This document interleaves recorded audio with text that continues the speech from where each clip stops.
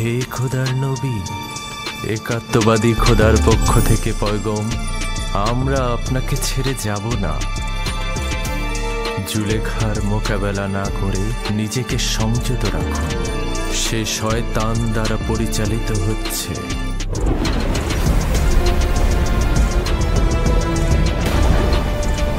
যেহেতু ইউসুফ তার কামনার প্রতি আনুগত্য করছে না, তাই সে জবরদস্তির আশ্রয় নিয়েছে। সে ক্রমাগত কৌশল করে যাচ্ছে। এটা শয়তানেরই ফাঁদ। পেছনের দরজা দিয়ে প্রস্থান করুন। হে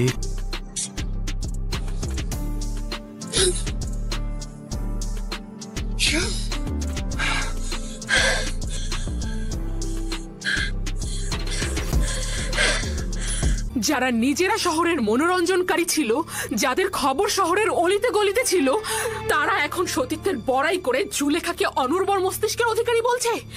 তারা তো অপমানিত হয়ে আকাশ থেকে জমিনে পড়েনি, বরং তারা জুলেখার এই ঘটনা দ্বারা নিজেদের নোংরা চেহারা পবিত্র করবে। তাদের চেহারাকে সকলের সামনে এমন ভাবে তুলে ধরবো যাতে লজ্জায় তারা কাউকে মুখ দেখাতে না। শেষ করে ফেলবো আমি। তা জানি না, তবে যে ঘটনায় দুজনের বেশি সাক্ষী থাকে তার লাগাম টেনে ধরা যায় না। আমি এটারই শঙ্কা করছিলাম, আর অনুমান করছিলাম ওই রাতে সাক্ষীদের দ্বারা এটা প্রকাশ হয়ে যাবে। হতে পারে তামাওতিনা, অথবা মেনিসিতেনেন, কিংবা ইউজারসিফ। ইউজারসিফ এটা করতে পারে না। আমারও তাই মনে হয়। এরাই খবরটা ঘটে তার সাক্ষী থাকবেন। বিষয়টা কি?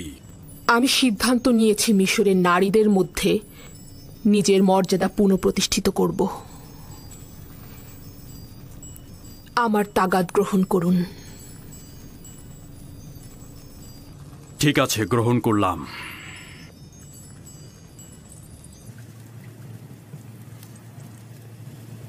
ধন্যবাদ আপনাকে।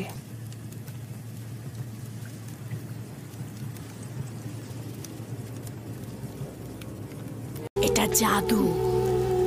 যদি বাচ্চাটি কথা বলেও থাকে, তার জাদু ব্যতীত আর কিছু না।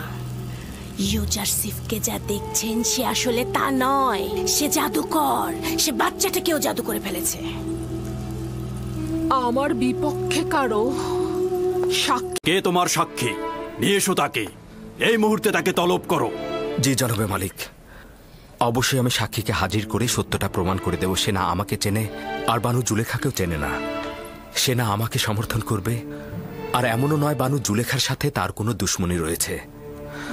সে তোতা পাখির মতো সত্যটা বলে যাবে, আর এতে কার লাভ হচ্ছে? জনাবে আলী, আমি নিজে দেখেছি ইউজারসিফ রাজমহলের দিকে আসছিল। আসবার পথে সে বাচ্চাটির সঙ্গে খেলা করে এবং তারপর কৌশলে এই শব্দ দরজা দিয়ে ঢুকে একটা একটা করে দরজা বন্ধ করছিল। আমি নিজের কক্ষে বিশ্রামরত অবস্থায় ছিলাম। তাকে নিজের শিয়রে দেখে চিৎকার করে সাহায্য চাইছিলাম, আর তখন সে পালাতে লাগলো। দরুদ আলী জনাব পুতিফার। সে আমার ফুফাতো বোন সিতেনে এবং তার সন্তান কিসেন। বলো তাকে সাক্ষী দিতে। কিসেনের কথা বলো। যা তোমাকে খোদাতালা শিক্ষা দিয়েছে তা তুমি এখানে বলো।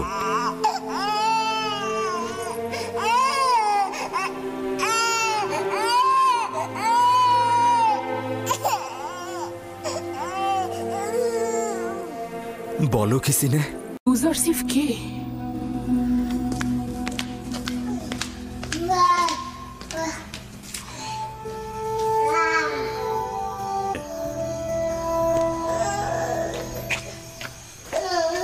দরুদ আলী জনাব পুতিফার।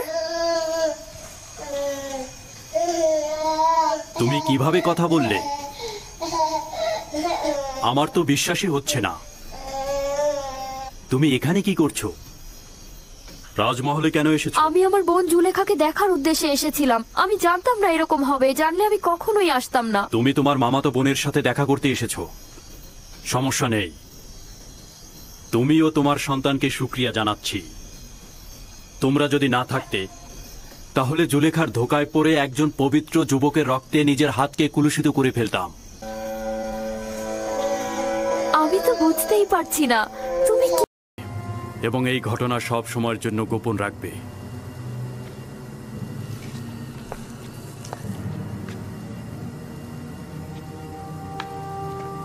কারো অধিকার নেই এই ঘটনা সম্পর্কে কাউকে কিছু বলার। যদি এই ঘটনা কেউ প্রকাশ করে থাকো তাহলে তাকে কঠিন শাস্তি দেব। চলে যাও।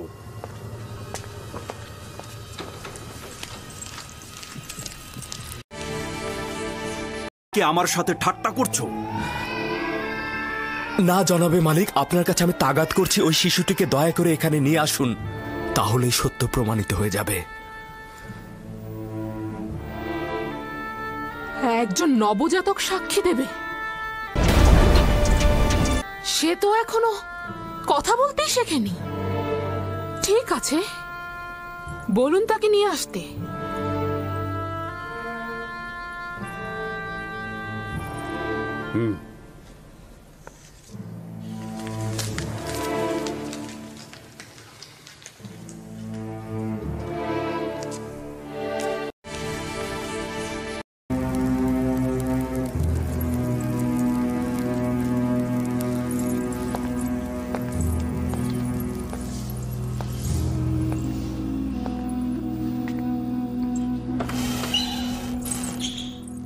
এই দরজাগুলো তো তালাবদ্ধ ছিল, তাহলে খুললো কি করে? আমিও বুঝতে পারছি না। সে দরজাগুলোতে স্পর্শও করেনি, কিন্তু দরজাগুলো খুলে গেল। তাহলে ভেবে দেখুন, আমি এমনি কি তাকে জাদুকর বলেছি? জাদুকর নয়, আমি বালক বয়স থেকে তাকে বড় করেছি। থাকলে জুলেখা নিষ্পাপ।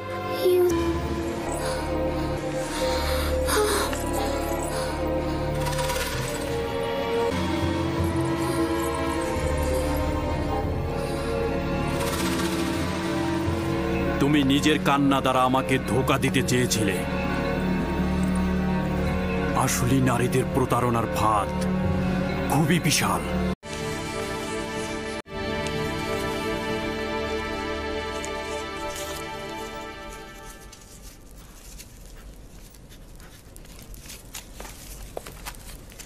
বানু জুলেখা আপনাকে তলব করেছেন। ঠিক আছে, তাহলে আমি সপ্ত দরজার নিকট অপেক্ষায় থাকলাম।